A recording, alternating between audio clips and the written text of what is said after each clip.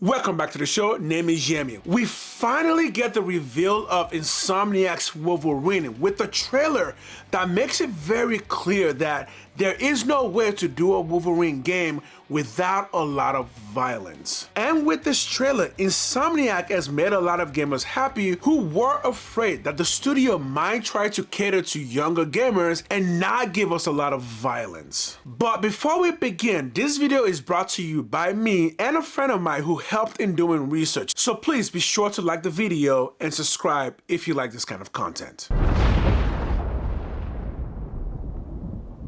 Been fighting longer than I can remember.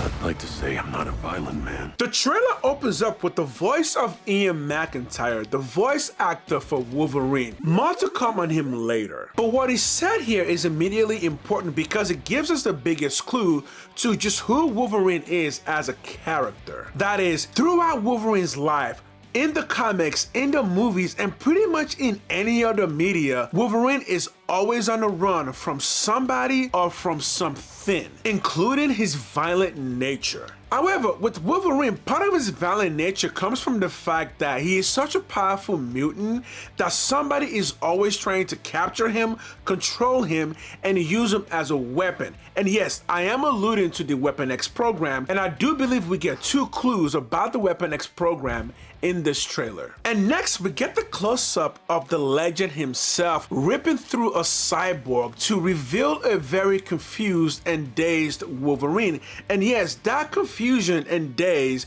is important to the story of Wolverine because there's so much of Wolverine that even Wolverine doesn't know, and most of Wolverine's life is trying to figure out who or what exactly he is. However, whenever Wolverine is this confused, it's often because 1, he's just coming out of some kind of weird experiment, or 2, he just discovered that he's been surrounded by a bunch of enemies, or in some cases, somebody he loves has just been killed by either Sabretooth or Bolivar Trask, but more to come on that. Next, we get a comically accurate Wolverine entering the Princess Bar. When Insomniac told us they were going to be accurate with the story of Wolverine, I think most people were still kind of expecting Hugh Jackman, or at least the face of Hugh Jackman, to play Wolverine. And even though Ian McIntyre, the voice actor for Wolverine, is a good-looking man in his own right, even he does not get the blessing of using his body or his face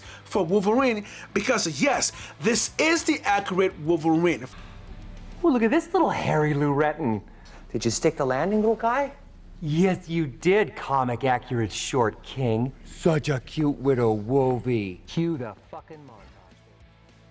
We see him walk into the Princess Bar. This is a bar located in the criminal city of Madripoor, one of the main cities rumored to be a big hub in this game. Welcome to Madripoor, the armpit of the world. Yeah, we noticed. The place the bad guys go when the kitchen gets too hot. We know from the very first tease we got about Wolverine that a big brawl does happen at this bar, of which he was the center of. And this is Princess Bar, so a lot of brawls do happen in this bar. But a major point at this stage in Wolverine's life is Sabretooth. Based on what Wolverine is wearing and the fact that we know that a major part of this game happens in Canada, and in this particular stage of Wolverine's life, Sabretooth plays a particularly critical role. And yes, I know there is no direct reference to Sabretooth. I do find it hard to believe that Sabretooth would not show up in a Wolverine game, especially if Omega Red shows up, as we'll see later on. And speaking of flashbacks, this next scene here looks to be a flashback.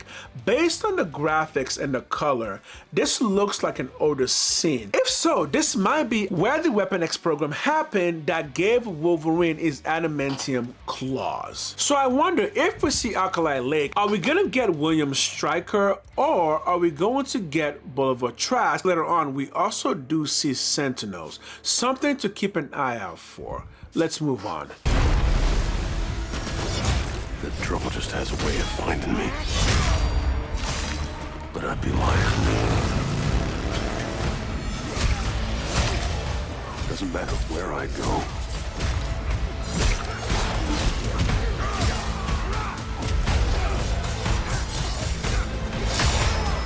But next we see what is for sure CGI. However, this CGI does beautifully roll into combat where we see that the brutality continues, and because this is happening in gameplay, I think this looks even more visceral. And yes, Squamish is a real city in Canada just north of where I live. And just a little more north of Squamish is Whistler Olympic Park. If you've never been there, yes, please go. It is a great place to visit, both in the summer and the winter. But the other question was always going to be, how does Wolverine compare to Spider-Man? And as we can clearly see, Wolverine is going to be a much more grounded game, which personally I think is the best route. The game seems to happen in 3 different locations: Canada, Madripoor, and Japan. Now, we know that this game is going to be some kind of an open hub game rather than an open world game. So I do wonder if we're going to spend significant time in all 3 of those places, because yes, all 3 locations are major locations for Wolverine.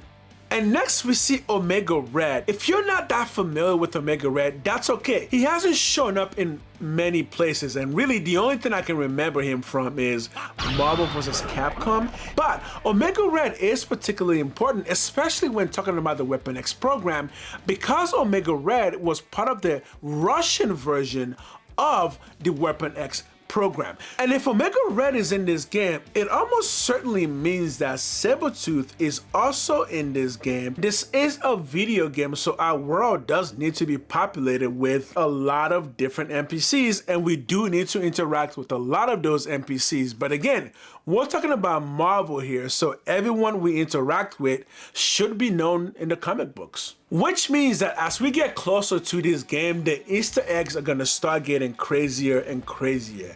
So this is your time to hit that subscribe button if you want to keep up with this game and any other video that I release. With Omega Red's appearance in this game, he is going to be a main boss. Even Wolverine has admitted that he can't really beat Omega Red, he can just kind of slow him down, because Omega Red is an equal match to Wolverine. But not only that, Omega Red can keep up with Wolverine both in speed and strength, and Omega Red has one particular ability, which are his tentacles, which he can use to drain your health while passively regaining his own health. Next we see more CGI combat. This time the gameplay is grabbing, with Wolverine grabbing one particular person and doing things that, yikes, that's just brutal. But yes, Wolverine does have claws, and part of that is being able to pick people up and rip people apart. But it also seems that Wolverine can use those claws defensively if somebody grabs them, and that just looks like really good gameplay.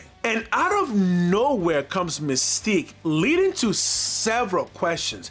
Yes, we do know that Wolverine is in his iconic yellow suit, the one that most people recognize from the 90s cartoon. This is the one where Wolverine is laying on the bed holding a picture of Jean Grey. Yes, it's a thing. But it also gives us a lot of clue as to what we might get here, which is we seem to have started this story with Wolverine just being a loner like he is for most of his earlier life. But if he's wearing his most iconic X-Men suit, are we gonna get somebody like Magneto showing up in this story?